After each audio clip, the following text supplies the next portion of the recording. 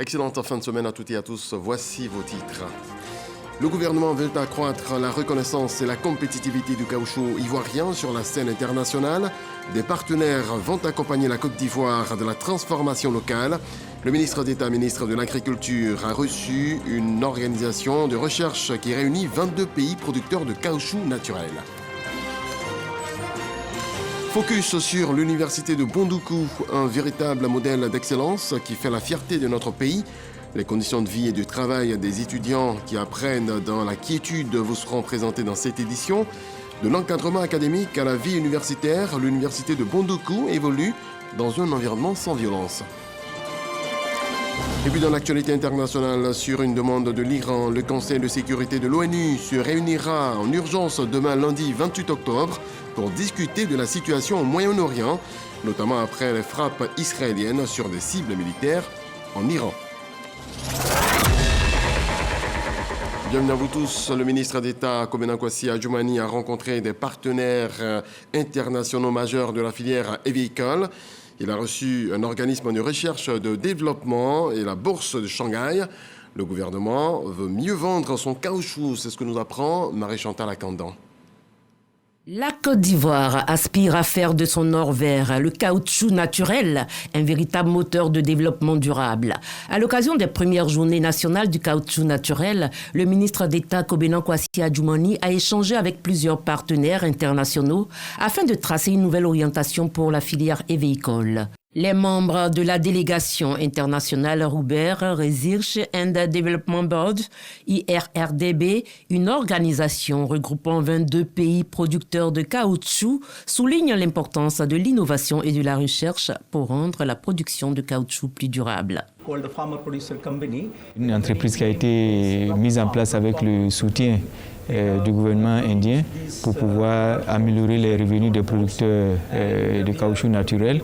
Et à travers cette unité de production qui est très fonctionnelle, vous avez des produits qui ont été présentés à M. le ministre d'État pour marquer leur intérêt et leur disponibilité à nous accompagner aussi si nous voulons nous engager sur cette voie-là. Nous aussi, nous pouvons bénéficier de ces échanges à travers leur présence même en Côte d'Ivoire pour encadrer nos producteurs et initier de tels projets en Côte d'Ivoire. C'est vrai, il y a la transformation au premier degré et nous voulons aller à la transformation phase 2, pourquoi pas phase 3. Ça va donc permettre à nos producteurs de pouvoir disposer de ressources supplémentaires. Le ministre d'État Kobena Kwasi Adjoumani a également rencontré une délégation de la Bourse Future Exchange de Shanghai pour discuter de la reconnaissance de l'indice TSR10. Un label de qualité supérieure qui pourrait apporter une valeur ajoutée aux producteurs ivoiriens, appuyé par le Conseil EVA et Palmier à huile, ainsi que par la Promac. Le ministre a plaidé pour une intégration de l'indice TSR10 et pour des investissements dans la transformation locale. Ce projet vise à créer des emplois et à améliorer les revenus des producteurs, faisant du caoutchouc made in Côte d'Ivoire un produit stratégique sur le marché mondial. La Côte d'Ivoire veut des produits sains et disponibles en quantité pour les consommateurs. Une nouvelle approche de production est expérimentée. L'Agence nationale d'appui au développement rural a lancé un programme de promotion de la culture hors sol. Le procédé est expliqué aux producteurs. Lanciné Bakayoko nous en parle. Deux domaines spécifiques nécessitent des renforcements urgents. La gestion des aménagements d'irrigation et de fertilité des périmètres maraîchers collectifs, ainsi que le développement des systèmes de culture sous serre et hors sol, avec un accent sur l'utilisation d'équipements importés et de matériaux locaux plus accessibles. Aujourd'hui, la culture hors sol est une innovation. Une innovation pour anticiper sur beaucoup de questions qui commencent à se poser en Côte d'Ivoire, notamment les problèmes du foncier. Il est question de parler aujourd'hui de productivité que de production. Produire plus sur des espaces réduits.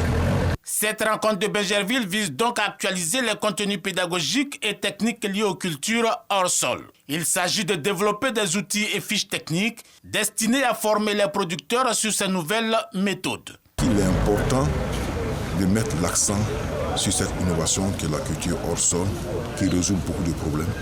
Les problèmes de la qualité des aliments, les problèmes des attaques des aliments par les insectes ravageurs. Il est maintenant question de garantir une production durable, à la fois rémunératrice pour les producteurs et abordable pour les consommateurs, contribuant ainsi à lutter contre la vie chère en Côte d'Ivoire. De son côté, l'Union africaine mise sur la diplomatie préventive. C'est l'une des décisions de la 15e retraite sur la paix et la sécurité en Afrique, une mission que les envoyés spéciaux et représentants permanents entendent mener à bien. Mama Traoré. Que faut-il retenir de cette 15e retraite annuelle des médiateurs de l'Union africaine tenue à Abidjan? La retraite souligne que pour arriver à la paix durable en Afrique, il faut une participation des femmes, des jeunes.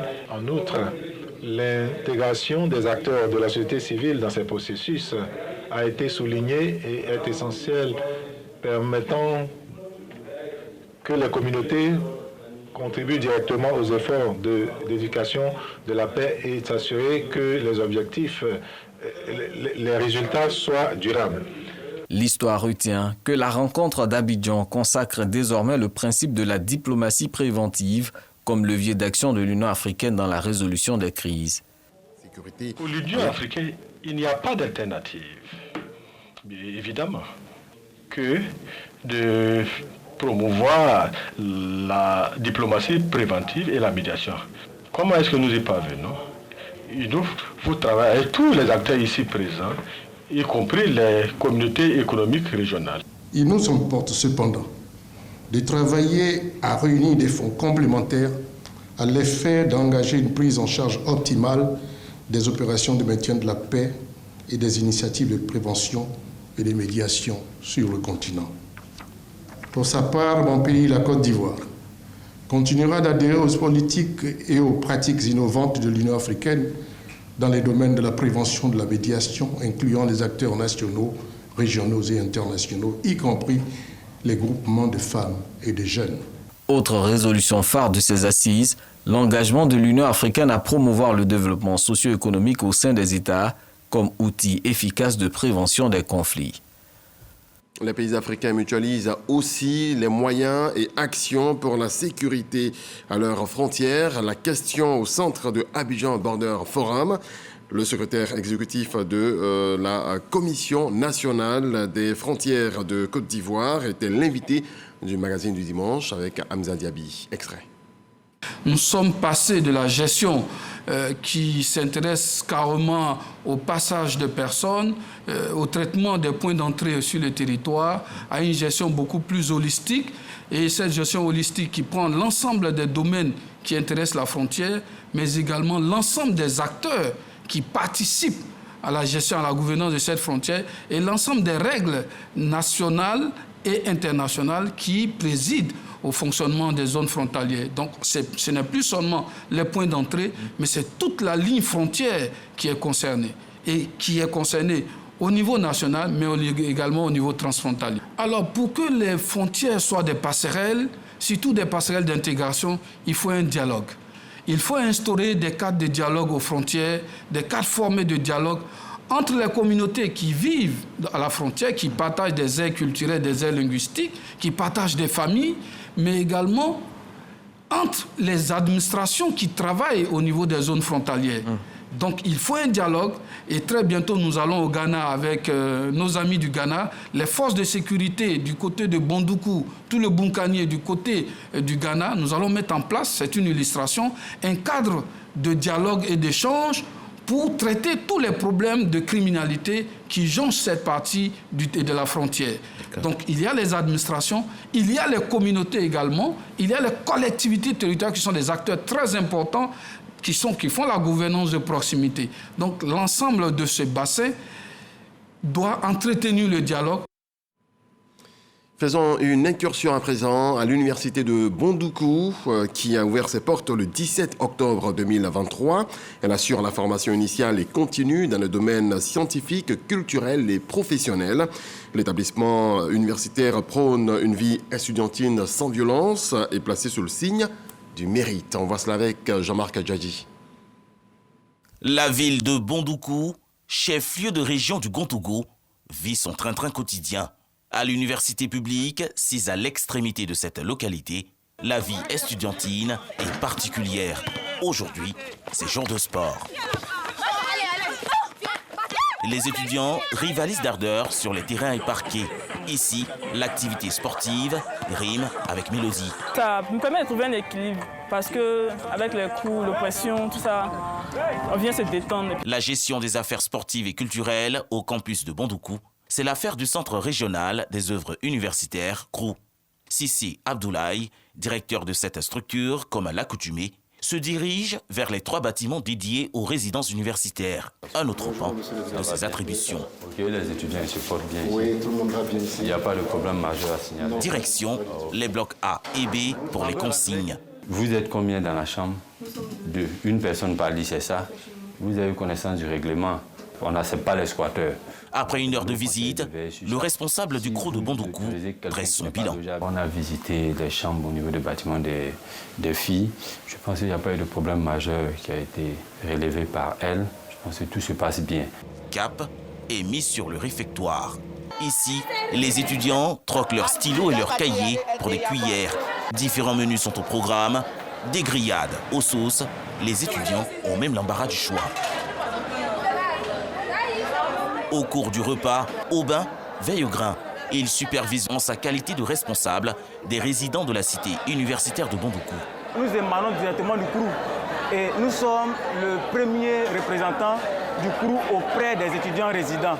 Et notre rôle, c'est de relayer les informations, les difficultés auprès de l'administration du CROU. Après la pause, les étudiants reprennent les cours dans les amphithéâtres.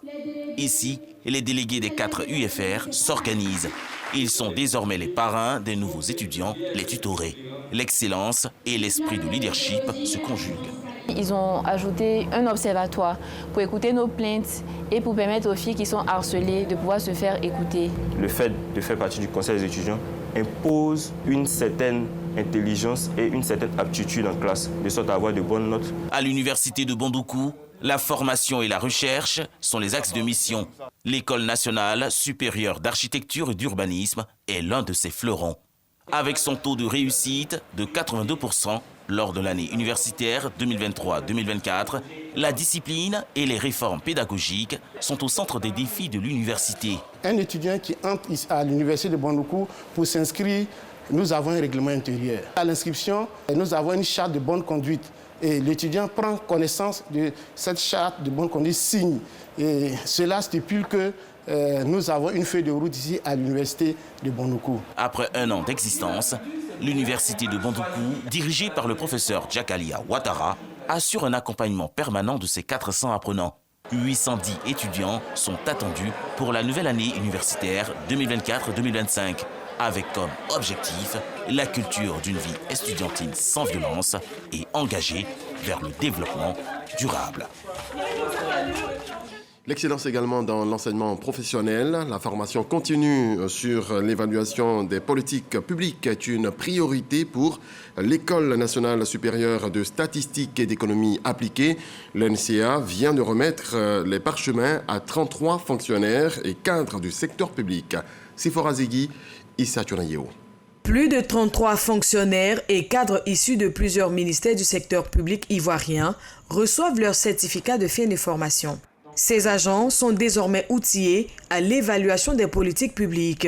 C'est une idée de l'École nationale supérieure de statistique et d'économie appliquée ENCA et le laboratoire Abdoul Latif Jamil d'action contre la pauvreté. Il était important de pouvoir avoir les ressources humaines adéquates pour conduire ce type de politique d'évaluation et c'est ainsi que dans le cadre d'une collaboration avec le laboratoire JPAL pour monter ce programme de formation. Pour les bénéficiaires, cette remise de parchemin cadre avec leurs ambitions, celle de renforcer leurs capacités professionnelles. La formation en certificat d'évaluation des politiques publiques nous a permis de pouvoir avoir les rudiments nécessaires pour analyser les différentes politiques publiques mises en œuvre par l'État de Côte d'Ivoire. Ça prouve que nos différents mandants sont dans une dynamique de pouvoir évaluer toutes nos politiques publiques et aussi de pouvoir adresser de bonnes politiques à la population ivoirienne. La promotion baptisée Nialé Kaba est la première à recevoir la certification en évaluation des politiques publiques. La formation a été lancée le 15 janvier dernier. C'est une première dans l'histoire. Les 30 finalistes du concours Miss France édition 2025 attendus en Côte d'Ivoire. C'est un voyage de préparation pour les candidates à la couronne de la beauté française. L'annonce a été faite au cours d'une conférence de presse du ministre du Tourisme, Siandou Fofana. Patricia Omouetia, les détails. Ce séjour, prévu pour le 17 novembre prochain, illustre l'attractivité grandissante de la Côte d'Ivoire, non seulement en tant que destination touristique, mais aussi en tant que symbole de stabilité, sous la direction du président Alassane Ouattara et du Premier ministre Robert Begré-Mambé. Les 30 prétendantes vivront une immersion totale dans la culture ivoirienne, découvrant les paysages naturels de ce beau pays d'Afrique de l'Ouest, baigné par l'océan Atlantique. Durant ce voyage, elles auront l'opportunité de goûter à la richesse culinaire locale et de s'immerger dans un patrimoine culturel et historique unique. Il faut signaler que cette immersion en Côte d'Ivoire est une première dans l'histoire du concours Miss France, ce qui marque un moment historique pour les deux nations. Frédéric Gilbert, président de la société Miss France, a exprimé sa joie quant à ce choix. Signalons que le ministre Siandou Fofana s'est réjoui de cet événement, affirmant que la Côte d'Ivoire est la destination idéale pour une immersion au cœur de l'authenticité africaine. La société Miss France nous fait l'honneur de venir héberger pour la première fois en terre africaine et plus particulièrement en terre ivoirienne l'ensemble des Miss France pour l'édition 2025 avec la Miss de 2024. Comprenez la joie qui m'anime et le bonheur que je ressens. Et dans ces circonstances, mes pensées vont à l'endroit du président de la République. Il faut noter que ce séjour en terre ivoirienne ne manquera pas de marquer les esprits et d'ouvrir une nouvelle page dans les relations culturelles entre la Côte d'Ivoire et la France. Voilà, elles se rendront certainement dans la capitale politique Yamoussoukro, précisément à Zata, où le ministre des Ressources animales et halieutiques, Sili Tiemoko Touré, a remis des unités de production aquacole et du matériel d'élevage. Un soutien qui va créer des emplois et lutter efficacement contre la pauvreté. Le point de Kader Sogodogo. Le projet FICHEF ACP, mis en œuvre par le ministère des Ressources animales et halieutiques, rentre dans sa phase active en Côte d'Ivoire. Le ministre Sidi Tiemoko Touré est à Zata, dans le district autonome de Yamoussoukro, pour la remise des unités de production aquacole et du matériel d'élevage aux bénéficiaires des localités de Zata, Ngata Dolikro et Kongobo, pour qui un jour nouveau se lève. Nous souhaitons que ce modèle soit étendu sur l'ensemble du territoire national. Nous nous engageons à prendre soin de ces cages flottantes et à faire fructifier cette opportunité avec responsabilité et détermination. La Côte d'Ivoire possède des atouts naturels pour le développement de sa pêche. Mers, lagunes, fleuves et autres arrosent le pays.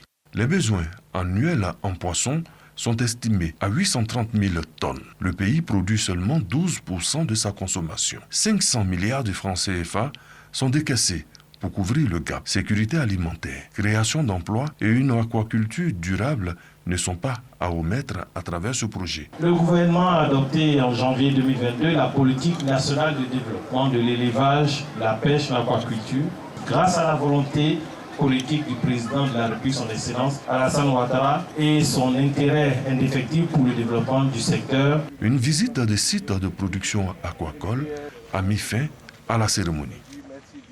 On en vient à la revision de la liste électorale. Le ministre Bruno Namayekone Dana Bagoué, le coordonnateur principal de la coordination régionale RHDP, sensibilise les populations. Charles Tatou. À un an, jour pour jour, de la présidentielle de 2025, les acteurs de chaque formation politique n'ont plus de temps à perdre pour mener des actions en faveur de la victoire de leur parti. Bruno Namayekone multiplie les rencontres dans les villes, notamment à Tengrela, Kouto et Boundiali. Objectif, sensibiliser les militants et sympathisants de sa formation politique à aller se faire enrôler sur la liste électorale. Nous sillonnons les différents sites pour voir éventuellement s'il y a des soucis et remonter l'information pour que cela puisse être réglé le plus rapidement possible. Nous remercions la coordination régionale dirigée par le ministre Bruno Namayan-Collé parce que la coordination nous a pu assez. Le coordonnateur principal RADP de la Bagoué satisfait de la vivacité de son parti. Cette tournée nous a permis de mesurer l'implantation de notre parti dans la région de la Bagoué. Au niveau de l'opération d'enrôlement, les résultats sont satisfaisants puisque nous avons un objectif qui est relativement important. Plus de 40 000 nouveaux votants donc, pour la région de la Bagoué. Et nous sommes aujourd'hui au-delà de 55%, ce qui est déjà un très bon score. Donc là, nous allons continuer à faire le travail et nous avons indiqué également aux acteurs du parti quelles étaient les prochaines étapes pour réussir complètement l'opération parce qu'il s'agit de transformer cette première étape qui était une étape d'évaluation en une étape effective d'inscription sur les listes électorales. La Bagoué compte 345 sections RHDP. Et dans la région du Lodjibois, ce n'est pas la grande affluence dans le cadre de l'opération de révision de la liste électorale. Le président du conseil régional a parcouru plusieurs centres d'enrôlement pour exhorter les populations. On voit ça avec Mama Traoré. Une descente sur le terrain pour tenter de comprendre ce qui justifie le manque d'engouement des populations autour de l'opération de révision de la liste électorale. Amédée Kofi Kwaku s'est ainsi rendu dans le centre d'enrôlement de Garo 2 dans la sous-préfecture de Hermankono. Les échanges avec les agents enrôleurs évoquent comme probable obstacle au recensement la délivrance des actes administratifs requis. Alors, le président du conseil régional sillonne mairie, sous-préfecture et tribunaux des villes de Lakota et de Divo pour s'enquérir des dispositions prises. Certains de nos compatriotes qui n'ont pas du tout de papier. Donc il y a une procédure spéciale qui est en cours, aussi bien dans les mairies que dans les sous-préfectures. Donc nous avons voulu nous assurer que ce processus-là fonctionne très bien. Aussi bien à Lakota qu'à Divo, nous avons rencontré nos responsables politiques RHDP pour pouvoir les mettre en mission parce qu'après la première semaine, on constate que les primo-votants, le nombre n'est pas très élevé, mais chacun d'entre eux s'est engagé donc à travailler pour qu'assez rapidement, pour les 2 semaines qui restent, lorsqu'on aura tous les papiers qui viendront aussi bien des mairies, des sous-préfectures que des différentes juridictions, le nombre puisse monter. La région du Lodjibois compte 501 centres d'enrôlement. La voie de la sensibilisation est suivie par le président de Force 2015, Charles Niaoré. Il était à Ouragayo et Ndoussi pour expliquer le bien fondé de cette opération. Patricia Omo. Ici à Ouragayo, l'honorable Charles Niaoré semble être en terrain conquis. En effet, le président de la Force 2015 est à la première étape de sa tournée nationale de mobilisation et de sensibilisation autour de la liste électorale. Dans ce foyer de jeunes, il explique l'enjeu de cette opération. Aujourd'hui, le goudron est en train de venir partout. Aujourd'hui, on est à l'aise. Il y a pour partout dans nos villages. Je dois te dire, pour tout ce qui fait pour la Côte d'Ivoire, pour ce qui peut faire pour les enfants, je dois le soutenir. Se faire inscrire sur la liste électorale pour participer aux Jeux politiques ivoiriens, les populations de Ouragayo y adhèrent profondément et saluent le message du parlementaire en promettant la réussite de l'opération dans leur localité. Ndoussi marque la 2e étape de cette tournée.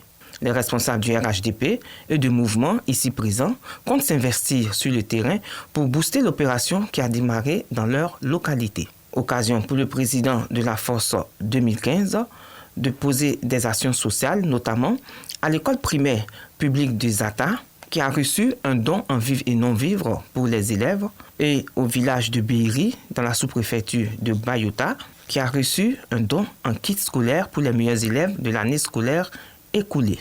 Toutes ces actions rentrent dans le projet gouvernemental Côte d'Ivoire solidaire prôné par le président Alassane Ouattara. Rendez-vous est donc pris dans d'autres contrées de la Côte d'Ivoire pour sensibiliser le maximum d'Ivoiriens à se faire inscrire sur la liste électorale qui prend fin le 10 novembre prochain. Et le superviseur régional de la CEI du Denguélé a eu une rencontre avec les parties prenantes aux élections, une séance de sensibilisation sur la révision de la liste électorale. La rencontre s'est tenue à la préfecture d'Odiéné. Sidonie Davila. Une session de sensibilisation sur la révision de la liste électorale a rassemblé dans le Denguélé des participants issus de tous les milieux. Initiée par le superviseur régional de la CEI, cette rencontre a permis d'informer les populations sur le processus en cours. Et le processus commence avec la mise à jour de la liste électorale. Et donc que tous les acteurs jouent leur rôle afin que tous ceux qui doivent être sur la liste s'y retrouvent, ceux qui ne doivent pas y être ne s'y retrouvent pas. Des préoccupations lors de cette rencontre ont été exprimées quant à la suppression des unités mobiles groupées, notamment pour les zones reculées. Dans l'attente d'une solution, le préfet du département de Samatigila a encouragé les populations à s'inscrire massivement sur la liste électorale. Faisons confiance à la CEI pour le travail qu'elle est en train de conduire. Soyons patients. Les grands problèmes que vous avez évoqués sont déjà notés au niveau supérieur et des solutions pour la tranquillité des élections en 2025. Dans le Kabadougou, un important dispositif d'enrôlement a été mis en place avec plus de 8000 agents déployés dans 2880 centres. L'actualité, c'est aussi le 7 sur 7, les événements qui ont marqué le monde durant ces 7 derniers jours. Voici le point de Patricia Omouetia.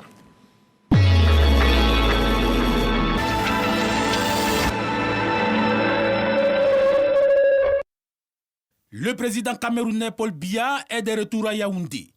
Âgé de 91 ans, le dirigeant est rentré ce lundi après une absence de 42 jours qui avait soulevé des questions sur sa santé.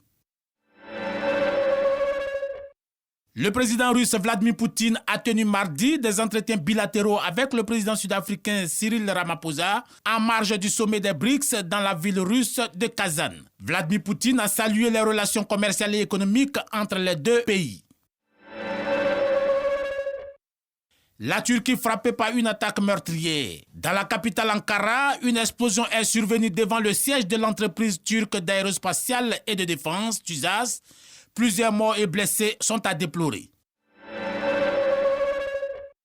Le président nigérian Bola Tinubu a limogé 5 ministres et en a nommé 7 nouveaux dans le cadre d'un important remaniement ministériel visant à rendre son administration plus efficace, a annoncé son bureau ce mercredi.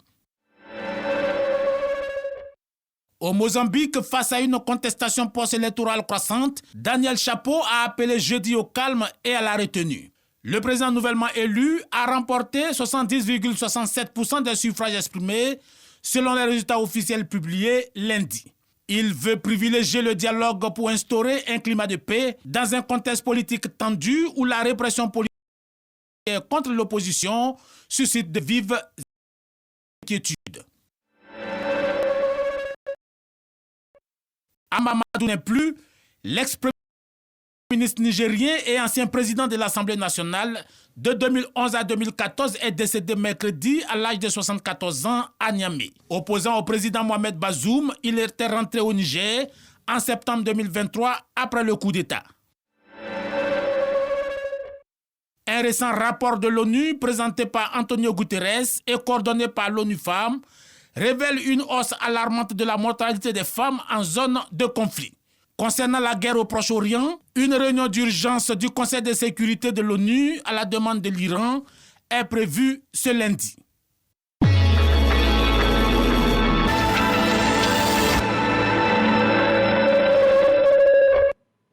Voilà, le 7 sur 7 dans un commentaire de Lanciné Bakayoko. Excellente nuit, Dieu nous garde, bonsoir.